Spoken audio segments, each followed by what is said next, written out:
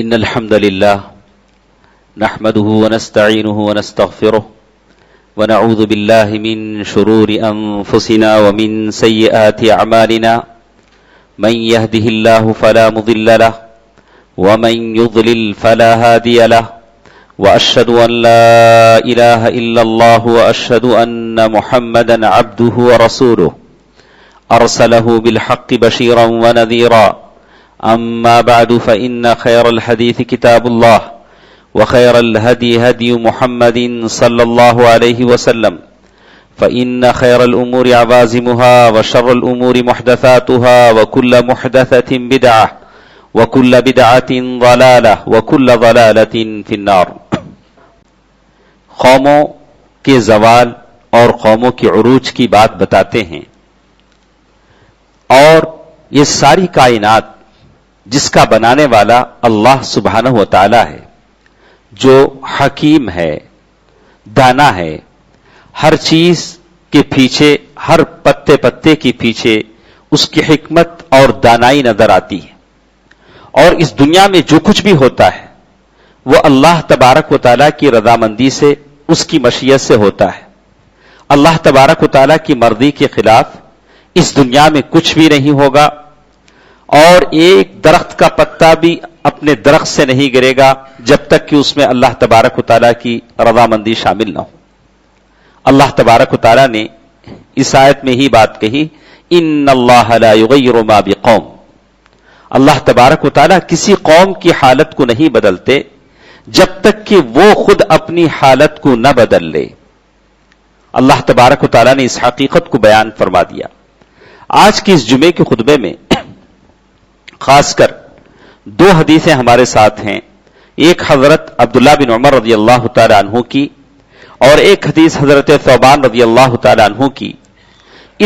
ان حدیثوں سے پہلے ایک بات کی طرف میں توجہ دلا دوں کہ آج کے جو حالات مسلمانوں کے اس ملک میں ہیں اور جن حالات سے مسلمان گزر رہے ہیں، یہ اس قوم کی بدترین حالت ہے. اور یہ ایک زمانہ وہ بھی تھا جو یہ قوم انتہائی عروج پر تھی. اللہ کے نبی صلی اللہ علیہ وسلم کا زمانہ، خلفائے اربعہ کا زمانہ، اور پھر صحابہ کا زمانہ، تابعین کا زمانہ، خلافت راشدہ کے بعد اموی زمانہ، بنو عباس کا زمانہ، جس میں مسلمان بہت ہی اعلیٰ ترین ترقی کی طرف گامزن تھے، اور 50 سال کے عرصے میں دنیا کے کثیر حصے پر، ایک بڑے حصے پر مسلمانوں نے قبضہ کر لیا تھا، اور دنیا کی زمین کے بہت بڑے حصے پر مسلمان اس پر قابض تھے. تو یہ سارے زمانے جس میں مسلمان انتہائی عروج اور ترقی کا زمانہ تھا، لیکن ایک زمانہ مسلمانوں پر ایسا آیا جس زمانے پر سے ہم جی رہے ہیں، اور مسلمانوں کی کوئی قدر و قیمت نہیں ہے. مسلمانوں کی جانوں کی نہ کوئی قدر و قیمت ہے، نہ ان کی عزتوں کی کوئی قدر و قیمت ہے، جیسے آج کل ہم دیکھ رہے ہیں، پڑھ رہے ہیں. اور اسی لیے کہتے ہیں کہ مسلمان ابھی بھی وہ اللہ تبارک و تعالیٰ کی طرف واپس آ جائیں اور اپنے آپ کو صحیح مومن بنا لیں، اور توحید کی طرف واپس آ جائیں، قرآنی تعلیمات کو گلے سے لگا لیں، اور آپس کا اختلاف اور افتراق ختم کر دیں، اور ایک دوسروں کی دلوں سے دشمنیوں کو نکال دیں، تو پھر اللہ تبارک و تعالیٰ کی طرف سے وہی کامیابی اور کامرانی مل سکتی ہے. اس لیے کہ اللہ تبارک و تعالیٰ کی طرف سے جو کامیابی دی جاتی ہے وہ طاقت کے بلبوتے پر نہیں دی جاتی. اس لیے کہ آج مسلمانوں کے پاس افراد ہیں، بہت سارے مسلمان ہیں، اور مال و زر بھی ہے، کثیر تعداد میں مال و زر ہے، اور اسی طرح مسلمانوں کے پاس کثیر تعداد میں جنگی اسلحہ ہے، ہتھیار بھی ہے. اور اس سے پہلے شاید مسلمانوں کے پاس ایسا نہیں تھا. اور مسلمانوں کے پاس حکومتیں بھی ہیں، 50 سے زائد حکومتیں، سلطنتیں ہیں. لیکن اللہ کے نبی صلی اللہ علیہ وسلم نے وہی بات جو کہی کہ ایک زمانہ ایسا آئے گا کہ ساری قومیں تم پر ٹوٹ پڑیں گی ویسے جیسے دسترخوان پر ٹوٹ پڑتی ہیں. تو صحابہ کرام نے سمجھا کہ شاید وہ زمانہ ہوگا جب ہماری تعداد کم ہو جائے گی.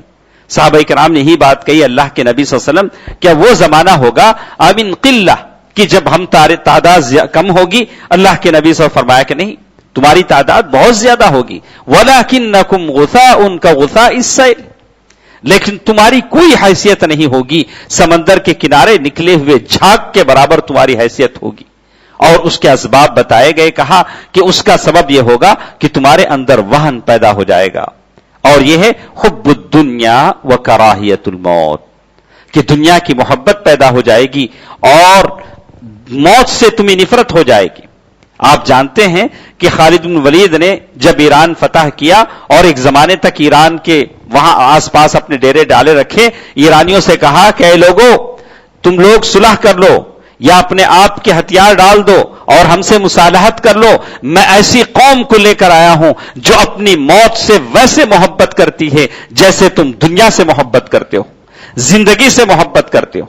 دوستو عزیزو، میری ماں اور بہنوں، مسلمانوں کی ایک شان تھی، ایک مقام تھا، ان کا ایک رتبہ تھا، ان کی ایک ہیبت تھی اور ان کا ایک دبدبا تھا. دشمن ڈرتا تھا. لیکن جب ہم نے کچھ چیزوں کو بدل لیا، اپنے طرز زندگی کو بدل لیا، تو اللہ تبارک و تعالیٰ نے اس خوف کو دشمنوں کے دلوں سے نکال دیا. حب الدنیا و کراہیت الموت. آپ سمجھتے ہیں کہ دو مثالیں میں اللہ کے نبی صلی اللہ علیہ وسلم کی زندگی سے آپ کو دیتا ہوں. ایک جنگ بدر کی مثال. جنگ بدر کی مثال، بہت زیادہ کافروں کے مقابلے میں اللہ تبارک و تعالیٰ نے مسلمانوں کو فتح مندی دے دی. 70 کافر مارے گئے، 70 قید کیے گئے اور مسلمانوں کی تعداد معمولی سی تھی. لیکن جب جنگ حنین کی بات آئی، مسلمان بہت ہتھیاروں سے لیس ہیں اور مسلمان بڑی تعداد میں ہیں. جیسے کہا گیا کہ 12,000 مسلمانوں کی تعداد جنگ حنین میں تھی. لیکن ایک وقت ایسا بھی آیا کہ جنگ جاتے ہوئے راستے میں مسلمانوں کے دلوں میں تھوڑا سا یہ پیدا ہوا کہ آج ہماری تعداد بہت زیادہ ہے، آج ہم کو کوئی ہرا نہیں سکتا، آج ہم پر کوئی غالب نہیں آ سکتا. لیکن ہوا یہ کہ مسلمان شکست کھا گئے. اللہ تبارک و تعالیٰ کے پاس اصول ہے کہ اللہ تبارک و تعالیٰ ہیں جو اللہ تبارک و تعالیٰ ان قوموں کو غالب کرتے ہیں جو اللہ تبارک و تعالیٰ پر مکمل انحصار کرتے ہیں. اور اللہ تبارک و تعالیٰ کا یہ اصول نہیں ہے کہ زیادہ تعداد ہو تو غلبہ پالے، زیادہ ہتھیار ہو تو غلبہ پالے. ایسا کوئی اللہ تبارک و تعالیٰ کی سنت اور طریقہ نہیں رہے. اسی لیے اللہ تعالیٰ نے کہا کہ وہ قومیں جو پوری طرح اللہ تعالیٰ پر توکل کرتی ہیں، اللہ تعالیٰ پر بھروسہ کرتی ہیں، انہی قوموں کو اللہ تبارک و تعالیٰ غلبہ عطا فرماتے ہیں. اللہ تبارک و تعالیٰ نے قرآن مجید میں جگہ جگہ آیتوں میں کہا، مسلمانوں کو جوش دلایا کہ اور کہا وَلِلَّهِ الْعِزَّةُ وَلِرَسُولِهِ وَلِلْمُؤْمِنِينَ. دنیا میں غلبہ ہے. اس آیت کو غور سے سنیں. میں آپ کی توجہ چاہتا ہوں. اللہ تبارک و تعالیٰ نے سورۃ المنافقون اس آیت میں ایک بات کہی، کہا وَلِلَّهِ الْعِزَّةُ، غلبہ طاقت صرف اللہ تبارک و تعالیٰ کے لیے. اور ساتھ ساتھ کہا وَلِرَسُولِهِ، اور اس کے رسول کے لیے ہے، مومنوں کے لیے. یہ آیت اپنی جگہ صحیح ہے اور اللہ تبارک و تعالیٰ سے زیادہ سچ کہنے والا کوئی نہیں ہے. وَمَنْ أَصْدَقُ مِنَ اللَّهِ قِيلًا. لیکن آج کے تناظر میں آپ دیکھیں گے کہ جہاں مسلمان ملتا ہے لوگ پیٹ دیتے ہیں. مسلمان کی جان کی کوئی قیمت نہیں ہے. مسلمان کے مرنے اور اس کے خون کے خلاف کوئی آواز اٹھانے والا نہیں ہے. کیا یہ آیت غلط ہے؟ کیا مسلمان غلط ہیں؟ کیا حالات غلط ہیں؟ کہ آیت کا مطلب صحیح نہیں ہے؟ تو معلوم یہ ہوا کہ نہیں. وَمَنْ أَصْدَقُ مِنَ اللَّهِ قِيلًا. اللہ تبارک و تعالیٰ سے زیادہ سچا کوئی نہیں ہو سکتا. آیت اپنی جگہ صحیح ہے. اللہ تبارک و تعالیٰ نے ساتھ کہا وَأَنْتُمُ الْأَعْلَوْنَ إِن كُنتُم مُؤْمِنِينَ. صرف زبانی دعویٰ نہیں ہے. اگر صرف زبانی دعویٰ ہوتا، لمبی دعائیں ہوتی تو جنگ بدر کی ضرورت نہ پڑتی، جنگ احد کی ضرورت نہ پڑتی، جنگ احزاب کی ضرورت نہ پڑتی. اور وہ لوگ ہم سے زیادہ لمبی دعائیں کرتے جو تقوی میں ہم سے بہت زیادہ بھرے ہوئے تھے، جن کا تقوی بہت اعلیٰ معیار کو پہنچ چکا تھا. ان کی دعائیں ان کے لیے کافی تھیں. اور اللہ کے رسول صلی اللہ علیہ وسلم اپنے چچا کی شہادت کی نوبت نہیں آتی، وہ اللہ کے نبی صلی اللہ علیہ وسلم کے دانت شہید ہونے کی نوبت نہیں آتی، صرف دعاؤں سے کام چل جاتا. رمضان گزرا، لمبی دعائیں ہم نے کی، اللہ تبارک و تعالیٰ کی بارگاہ میں لمبی دعائیں کی. تو معلوم یہ ہوتا ہے کہ صرف دعاؤں سے کام چلنے والا نہیں ہے. یہاں جہد مسلسل چاہیے، لگاتار کوشش چاہیے. یہاں قربانیاں چاہیے، وقت کی قربانی اور اپنے صحیح عقیدے کی پابندی آدمی میں ہونی چاہیے اور صحیح عمل کی پابندی ہونی چاہیے، اللہ تبارک و تعالیٰ کی اطاعت اور بھروسہ ہونا چاہیے. صرف دعائیں کارگر نہیں ہوتی، دعائیں کام چل سکتا ہے، لیکن کب آدمی اللہ کی راہ میں جد و جہد بھی کرے، کوشش بھی کرے، پھر دعاؤں کا سہارا لے، تب جا کر اس کی دعائیں اس کا فائدہ دیتی ہیں. اللہ تبارک و تعالیٰ نے اسی لیے کہا وَلَيَنصُرَنَّ اللَّهُ، اللہ تبارک و تعالیٰ ضرور ان قوموں کی مدد کرے گا جو اس کے دین کی مدد کرتے ہیں، اس کے دین کی مدد کرتے ہیں. اور اللہ تبارک و تعالیٰ نے اسی طرح کہا ان تنصروا اللہ ینصرکم وَيُثَبِّتْ أَقْدَامَكُمْ، تم اللہ تبارک و تعالیٰ کی دین کی مدد کرو گے تو اللہ تبارک و تعالیٰ تمہاری مدد کرے گا، تمہارے قدم جمائے گا.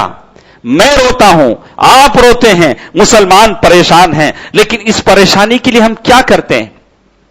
صرف افسوس کریں اور پھر کفے افسوس ملیں اور صرف رنجیدہ ہوں، اس کا کوئی کام نہیں ہے. اور ہونا تو یہ چاہیے کہ آپ سوچیں کہ اسلام کے غلبے کے لیے، اسلام کی نشر و اشاعت کے لیے، اسلام کی حکمرانی کے لیے میں کیا کر رہا ہوں. ایک اسلام کا وہ شاندار ماضی جو دنیا میں رہا، اور یہ ایسا زوال، عجیب طرح کا زوال، کبھی دیکھنے والے تعجب کرتے ہیں کیا یہی وہ قوم تھی جس نے 50 سال کے عرصے میں دنیا کے ایک بڑے حصے پر قبضہ کر لیا تھا، جس کی سلطنتوں میں سورج ڈوبتا نہیں تھا، سورج ڈوبتا نہیں تھا. ہارون رشید اور ایسی بڑی بڑی سلطنتیں، اور جہاں کافر قومیں، یہودی قومیں ٹیکس دے کر ان کی ملکوں میں جیتی تھیں. لیکن آج آپ دیکھیں گے جب بھی آپ اخبار کھولیں گے پتا چلا کہ کسی مسلمان کو شہید کر دیا گیا. یہ سارے لوگ جو شہید ہوتے ہیں، سارے لوگ جو مارے جاتے ہیں، کس لیے مارے جاتے ہیں؟ ان یقولوا ربنا اللہ، بس اس لیے مارے جاتے ہیں کہ وہ کلمہ گو ہیں، کلمہ پڑھ رہے ہیں. اس لیے نہیں کہ وہ اس جماعت کے ہیں، اس جماعت کے ہیں، وہ اس لیے ان کا خون بہایا جا رہا ہے کہ وہ مسلمان ہیں. صرف اسلام کے نام پر مارے جا رہے ہیں، مسلمان ہونے کی وجہ سے مارے جا رہے ہیں. آپ کو اس کا احساس ہونا چاہیے. اور آپ کو بتائیں اس سے پہلے کہ ہمارے پاس یہ حدیث جو اللہ کے نبی صلی اللہ علیہ وسلم کی بڑی پیاری حدیث ہے، اور ابن عمر رضی اللہ تعالیٰ عنہ اس کی روایت ہے، کہتے ہیں اللہ کے نبی صلی اللہ علیہ وسلم مہاجرین کے پاس آئے اور آ کر کہا، عبداللہ بن عمر رضی اللہ تعالیٰ عنہ فرماتے ہیں خمسن اذا ابتلیتم بہن، 5 چیزیں ایسی ہیں جس میں تم مبتلا نہ ہو جاؤ. اور کہتے ہیں کہ میں اعوذ باللہ، میں اللہ تعالیٰ کی پناہ چاہتا ہوں کہ تم اس میں مبتلا نہ ہو جاؤ. اللہ کے نبی صلی اللہ علیہ وسلم فرمایا لن تظہر الفاحشہ فی قوم قط، اللہ کے نبی صلی اللہ علیہ وسلم فرماتے ہیں کہ اگر کسی قوم میں فحش پھیل جائے، برائیاں پھیل جائے، دوستو عزیزو، برائیاں، فحش، عام طرح کی بے حجابی، بے پردگی اور عجیب طرح کی یہ گناہ، یہ ہمارے مسلمان قوموں میں نہیں ہونی چاہیے. مسلمان تو ایک باعزت قوم ہے، شریف قوم ہے، ایسی چیزوں کو پسند نہیں کرتی. اگر یہ کسی قوم میں پھیل جاتی ہیں تو کہا گیا کہ اگر یہ چیزیں کسی قوم میں پھیل جاتی ہیں تو اللہ تبارک و تعالی ایسی اس کے بارے میں کہا الا فشا فیہم الطاعون والاوجاع التي لم تكن مضت في اسلافهم الذين مضوا. اگر کسی قوم میں فحش اور برائیاں پھیل جاتی ہیں، ایسی برائیاں کھلا وہ برائیاں کرنے لگیں، تو اللہ تبارک و تعالیٰ اس قوم میں ایسی بیماریوں کو پیدا کر دیتے ہیں کہ کبھی ان کے باپ داداؤں نے ان بیماریوں کے بارے میں نہیں سنا ہوگا. ایسی بیماریاں ان قوموں میں آ جاتی ہیں. اور کہا ولن ينقص المکیال، اور دوسری چیز کے بتاتے ہوئے کہا ولن ينقص المکیال، اور کوئی بھی قوم ناپ تول میں کمی کرتی ہے، ناپ تول میں کمی کرنا، ویل للمطففین، اللہ تبارک و تعالیٰ نے ان کے لیے ہلاکت کی بات کہی جو ناپ تول میں کمی کرتے ہیں. یہ غیر مسلم، یہ کافر کسی کو دھوکہ دے سکتا ہے، لیکن مومن دھوکہ دینے والا نہیں ہو سکتا. مومن کسی کو کاروبار میں دھوکہ نہیں ہو سکتا. کتنے لوگ ہیں آپس میں لین دین کرتے ہیں، بھائی سے لین دین کرتا ہے، دوست سے لین دین کرتا ہے، پیسے قرض لیتا ہے، لیکن ایسا کرتا ہے کہ اسے واپس نہیں لوٹاتا. کیا یہ چیز حرام نہیں ہے؟ کیا یہ چیز حرام نہیں ہے کہ آپ کسی کو دھوکہ دیں؟ ایک مسلمان دھوکے باز نہیں ہوتا. اگر دھوکہ دیتا ہے تو یقین مانیے کہ واقعی اس نے وہ چیز کیا جو اسلامی شرافت اور اخلاق کے خلاف ہے. تو اسی لیے کہا گیا کہ جو قومیں ناپ تول میں کمی کرتی ہیں الا اخذوا بالسنین، کہا کہ اللہ تبارک و تعالیٰ کا وبال ان پر ایسا آتا ہے کہ قحط سالی کو اللہ تعالیٰ ان پر لا دیتا ہے. وہ قومیں قحط سالی میں مبتلا ہو جاتی ہیں، اور جیسے آج آپ دیکھ رہے ہیں ہر چیز کا قحط ہے، ہر چیز کا قحط ہے. اور کہا وشدت المعونہ وجور السلطان علیہم، اور گورنمنٹ اور ظالم سلطنتیں ان پر ظلم کرنے لگتی ہیں، اور اس کا سبب ہے ناپ تول میں کمی کرنا، لوگوں کو کاروبار میں دھوکہ دینا، جس کی وجہ سے ان پر ظالم قومیں مسلط ہو جاتی ہیں اور ظالم بادشاہ ان پر مسلط ہو جاتا ہے. اور تیسری چیز بتاتے ہوئے کہا وَلَمْ يَمْنَعُوا زَكَاةَ أَمْوَالِهِمْ، جو لوگ اللہ تبارک و تعالیٰ کی جو حق ہے غریبوں کا، جو اللہ تعالیٰ نے مقرر کیا ہے، زکوٰۃ ادا نہیں کرتے ہیں. وَلَمْ يَمْنَعُوا زَكَاةَ أَمْوَالِهِمْ، جو لوگ زکوٰۃ ادا نہیں کرتے ہیں، إِلَّا مُنِعُوا الْقَطْرَ مِنَ السَّمَاءِ، آسمان سے اللہ تعالیٰ بارش کو روک لیتے ہیں. ہم میں سے کتنے ایسے ہیں اللہ تبارک و تعالیٰ زکوٰۃ مانگ رہے ہیں؟ زکوٰۃ یہ حق ہے غریبوں کا. آپ جیسے اپنے جسم کو میل کچیل سے صاف کرتے ہیں، نہاتے دھوتے ہیں، بالکل ویسے اپنے مال کا میل آپ کا زکوٰۃ ہے. آپ زکوٰۃ نہ دیں. کتنے مسلمان ایسے ہیں آج آپ دیکھ رہے ہیں کہ عیسائیت پھیلانے کے لیے، عیسائی جو تنظیمیں ہیں اپنے مذہب کو بڑھانے کے لیے لاکھوں اربوں کروڑوں روپے خرچ کرتی ہیں، لیکن مسلمان زکوٰۃ نہ دیں. کتنے لوگ اپنا مال خرچ کرنا دور کی بات، اپنے لوگوں کی خبروں کو تک بیچ کر کھا جاتے ہیں، اپنے لوگوں کی خبروں پر بیٹھ کر لوگوں کا پیسہ وصول کر رہے ہیں، چبوتروں پر بیٹھ کر لوگوں کا پیسہ وصول کر رہے ہیں. یہ لوگ اپنا مال اللہ کی راہ میں کیا خرچ کریں گے؟ ان سے کیسے امید کی جا سکتی ہے کہ یہ لوگ اللہ تعالیٰ کی دین کے لیے پیسہ خرچ کریں؟ کہا کہ دیکھو اگر تم اللہ تعالیٰ کی راہ میں زکوٰۃ روکو گے، زکوٰۃ ادا نہ کرو گے، تو اللہ تبارک و تعالیٰ آسمان سے بارش کو روک دے گا، آسمان سے بارش کو روک دے گا. آج ہم دیکھ رہے ہیں کہ لوگ گھڑے گھڑے پانی کے لیے کیسے ترس رہے ہیں، گلی گلی مارے مارے پھر رہے ہیں کہ کہاں کوئی ٹیپ مل جائے، نل مل جائے، وہاں سے ایک گھڑا پانی بھر لے. اللہ تبارک و تعالیٰ آسمان سے ایسی بارش نازل فرمائے جو لوگوں کے لیے نفع بخش ہو، منافع بخش ہو. اللہم اسقنا غیثا مغیثا. اس کا سبب بتاتے ہوئے کہا کہ سب سے بڑا سبب یہ ہے وَلَمْ يَمْنَعُوا زَكَاةَ أَمْوَالِهِمْ، یہ انہوں نے جب بھی زکوٰۃ کو روکا اللہ تبارک و تعالیٰ نے بارش کو روک لیا. وَلَوْلَا الْبَهَائِمُ لَمْ يُمْطِرُوا، یہ جو بارش جو کچھ بھی ہوتی ہے وہ اللہ تبارک و تعالیٰ کے فضل سے ہوتی ہے، اور جانور جو ہوتے ہیں ان کے لیے ہوتی ہے. اگر وہ نہ ہو تو وہ بارش بھی نہ ہو. دوستو عزیزو، اسی طرح اللہ کے نبی صلی اللہ علیہ وسلم کی یہ بات کہا وَلَمْ يَنْقُضُوا عَهْدَ اللَّهِ وَرَسُولِهِ، جب اللہ اور اس کے رسول کے عہد کو توڑتے ہیں، اللہ اور اس کے رسول کے فرمان کی خلاف ورزی ہوتی ہے. صبح سے شام تک کتنے معاملے میں ہم اللہ اور اس کے نبی صلی اللہ علیہ وسلم کی خلاف ورزی کرتے ہیں، کیسی کیسی خلاف ورزیاں ہم سے ہوتی ہیں.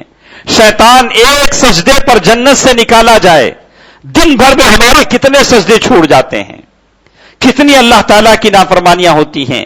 اس کے وبال کے طور پر یہ ہوگا الا سلط اللہ علیہم عدوا من غیرہم، اللہ تبارک و تعالیٰ اور اس کے رسول کی خلاف ورزی کرو گے تو اللہ تبارک و تعالیٰ دشمنوں کو تمہارے اوپر مسلط کر دے گا. یہ جو دشمن ہم پر مسلط ہیں اللہ اور اس کے رسول کی خلاف ورزی کی وجہ سے، اور بالکل دین میں جو بدعتیں ہم نے ایجاد کر دی اور شرک کی گندگیوں میں جو ڈوب گئے، مسلمانوں کی ایک بہت بڑی تعداد جو مشرکانہ ماحول میں جی رہی ہے، یہ اس کا سبب ہے. فَأَخَذُوا بَعْضَ مَا فِي أَيْدِيهِمْ، کہا گیا کہ یہ لوگ ان کے ہاتھوں میں جو کچھ مال ہے ان میں سے بعض مالوں کو وہ چھین لیں گے، ٹیکس کی شکل میں اور ظلم کی شکل میں. جو مال ہم سے چھینا جا رہا ہے، بڑی محنت سے انسان کماتا ہے اور اس سے مال چھینا جاتا ہے، اور یہ اس لیے عذاب آتا ہے اللہ اور اس کے رسول کی مخالفت کی وجہ سے عذاب آتا ہے. اور آخری بات بتاتے ہوئے کہا وَمَا لَمْ تَحْكُمْ أَئِمَّتُهُمْ بِكِتَابِ اللَّهِ، اور جب کبھی اس قوم کے علماء اللہ اور اس کے رسول کی اللہ کی کتاب کے مطابق فیصلہ نہیں کریں گے، اپنی من مانی فیصلہ کریں گے، اور تو ایسا ہوگا الا جعل اللہ بأسهم بینہم، اللہ تبارک و تعالیٰ ان کو آپس میں لڑا دے گا. کتنے لوگ ایسے ہیں ہم چاہتے ہیں کہ آپ ایسی شریعت پر عمل کریں اور اس چیز کو شریعت مانیں جو اللہ اور اس کے رسول نے، جو اللہ تبارک و تعالیٰ نے کتاب میں اتارا، پیارے نبی صلی اللہ علیہ وسلم نے اس کی شرح کی اور اس کی تفسیر بیان کر دی. لیکن کتنے ایسے ہیں جو اپنے مرضی کے دین پر چلنا چاہتے ہیں، اپنی مرضی کے دین پر چلنا چاہتے ہیں اور لوگوں کو اپنی مرضی کے دین پر چلانا چاہتے ہیں. یہ اللہ تبارک و تعالیٰ کا عذاب ہے جو اللہ تبارک و تعالیٰ کی طرف سے اللہ تبارک و تعالیٰ ایسی قوموں پر عذاب نازل کر دیں گے جو اللہ تبارک و تعالیٰ کے دین کو بدل دیں گے، قرآن کے مطابق فیصلہ کرنے سے پیچھے ہٹ جائیں گے. تو اللہ تبارک و تعالیٰ کہا کہ یہ 5 چیزیں ایسی ہیں. ابن عمر رضی اللہ تعالیٰ عنہ کی حدیث جو ابن ماجہ کی ہے اور حاکم کی ہے، شیخ البانی رحمہ اللہ نے اس کو صحیح الجامع میں روایت کیا ہے اور بعض لوگوں نے اس حدیث پر بعض تعلیقات کی ہیں.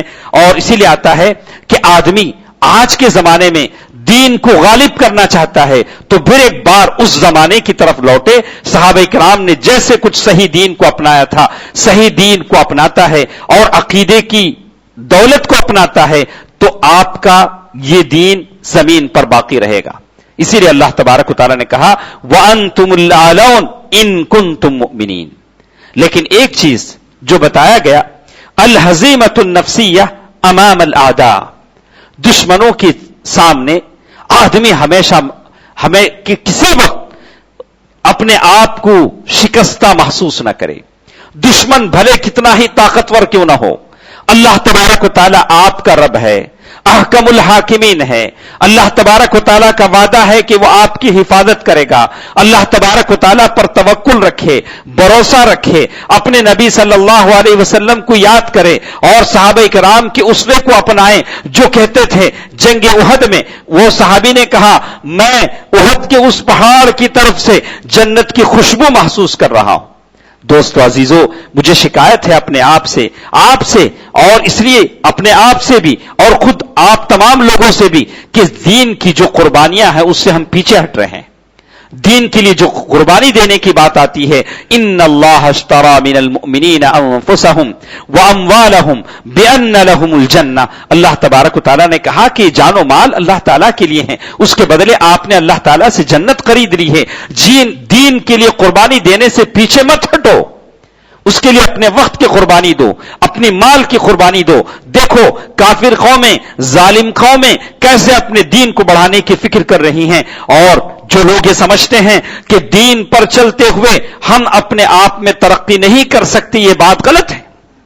آج زمانے میں کتنے ممالک ایسے ہیں جو ترقی کی شکل اختیار کر چکے ہیں اور متمدن سمجھے جاتے ہیں، لیکن وہ اپنے دین سے جڑے ہوئے ہیں. آپ دنیا کی کسی بھی ترقی پسند ملک کو لے لیجئے اور علماء نے اس سلسلے میں کتابیں لکھی. شکیب ارسلان امیر البیان نے کتاب لکھی کہ مسلمانوں کے زوال کے اسباب کیا ہیں. انہوں نے اپنی کتاب میں لکھا کہ جاپان جس کو ہم سمجھتے ہیں کہ ترقی پر قائم ہے، لیکن آج تک وہ اپنے مذہب سے جڑے ہوئے ہیں. مذہب سے جڑ کر رہنا ترقی کے مخالف نہیں ہے. جیسے بہت سارے لوگ کہتے ہیں کہ تجارت کرو، ایمانداری سے کرو، تو کہتے ہیں ارے ایمانداری سے تجارت کیسے ہوتی ہے؟ تجارت تو ویسے ہوتی ہے، حلال طریقے سے تجارت کرو تو کامیاب نہیں ہو سکتے، حرام طریقے سے کرو تو تجارت ہو سکتی ہے. کہا کہ نہیں، آپ قرآن سے جڑیں، اللہ تبارک و تعالیٰ سے جڑیں، دیکھیں کہ اللہ تبارک و تعالیٰ آپ کا خوف غیروں کی دلوں میں کیسے پیدا کرتے ہیں، کیسے غیر آپ. اسی لیے اللہ کے نبی صلی اللہ علیہ وسلم فرمایا ان اللہ زوال الارض، اللہ تبارک و تعالیٰ نے زمین کو میرے لیے سمیٹ دیا. میں نے وہاں تک کی زمینیں دیکھی جہاں تک میرے صحابہ حکومت کریں گے، میری امت کے لوگ حکومت کریں گے. اللہ تبارک و تعالیٰ کا وعدہ سچا ہے. ومن اصدق من اللہ قیلا، اللہ تبارک و تعالیٰ کے وعدے پر ہم بھروسہ کرتے ہیں. اللہ تبارک و تعالیٰ کی آیتیں سچی ہیں. کبھی کبھی آپ کے دل میں ہرگز یہ خیال نہ آئے جب اللہ تعالیٰ نے فتح مندی کا وعدہ کیا ہے، غلبے کا وعدہ کیا ہے، تو مسلمان جگہ جگہ مارے کیوں جا رہے ہیں، مسلمان ذلیل کیوں ہو رہے ہیں؟ تو کہا ظہر الفساد فی البر والبحر بما کسبت ایدی الناس، یہ ہمارے اپنے ہاتھوں کی کمائی ہے، ہمارے گناہوں کا نتیجہ ہے، دین سے دوری کا نتیجہ ہے، اور اللہ اور اس کے رسول کی صحیح بات نہ ماننے کی وجہ سے ہے، اور شرک اور ایسی چیزیں جس کو اللہ تعالیٰ پسند نہیں کرتے ان کے اپنی زندگیوں میں موجود ہونے کا نتیجہ ہے. ایک طرف اللہ اور اس کے سارے انبیاء توحید کی طرف بلاتے رہے اور ہم شرک میں ڈوبے رہے, اور پھر اللہ تعالیٰ سے نصرت کا وعدہ اور اللہ تبارک تعالیٰ سے نصرت کی امید, یہ ساری چیزیں غلط ہیں. دوستو عزیزو, پھر ایک بار میں آپ سے کہوں گا کہ ہم عالم اسلام کے سارے مسلمانوں کے لیے دعا کریں اور اپنی ذلت کے اسباب کو سمجھیں. عروج ہمارے سامنے ہے.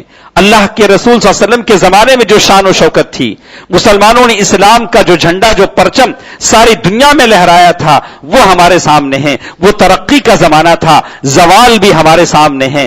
اور صحیح مسلمان اس کے اسباب کو تلاش کرتا ہے اور سوچتا ہے گنوا دی ہم نے جو اسلاف سے میراث پائی تھی, ثریا سے زمیں پر آسمان نے ہم کو دے مارا.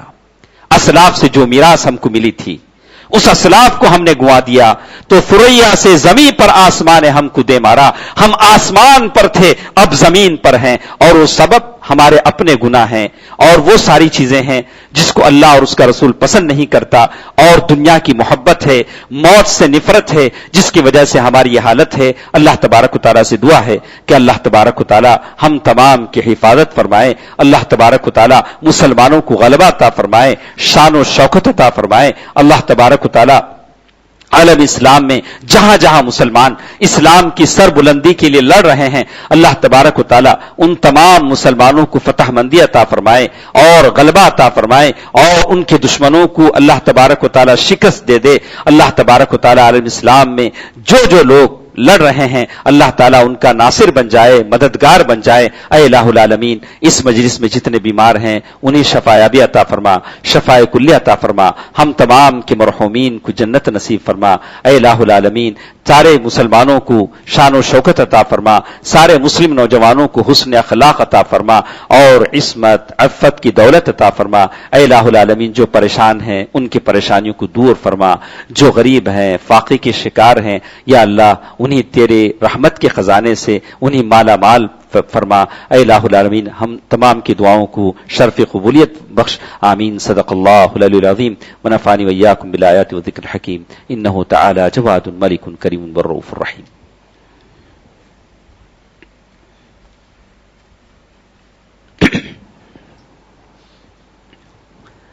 الحمد لله نحمده ونستعينه ونستغفره ونؤمن به ونتوكل عليه ونعوذ بالله من شرور أنفسنا ومن سيئات أعمالنا. من يهده الله فلا مضل له ومن يضلل فلا هادي له, وأشهد أن لا إله إلا الله وأشهد أن محمدا عبده ورسوله أرسله بالحق بشيرا ونذيرا.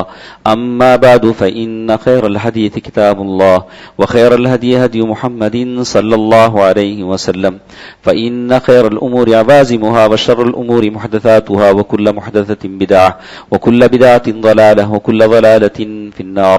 فأعوذ بالله من الشيطان الرجيم. بسم الله الرحمن الرحيم. إن الله وملائكته يصلون على النبي يا أيها الذين آمنوا صلوا عليه وسلموا تسليما. اللهم صل على محمد وعلى آل محمد كما صليت على إبراهيم وعلى آل إبراهيم إنك حميد مجيد. اللهم بارك على محمد وعلى آل محمد كما باركت على إبراهيم وعلى آل إبراهيم إنك حميد مجيد. اذكروا الله يذكركم وادعوه يستجب لكم ولذكر الله تعالى وأولى وعز وجل وأتم وأهم وأكبر.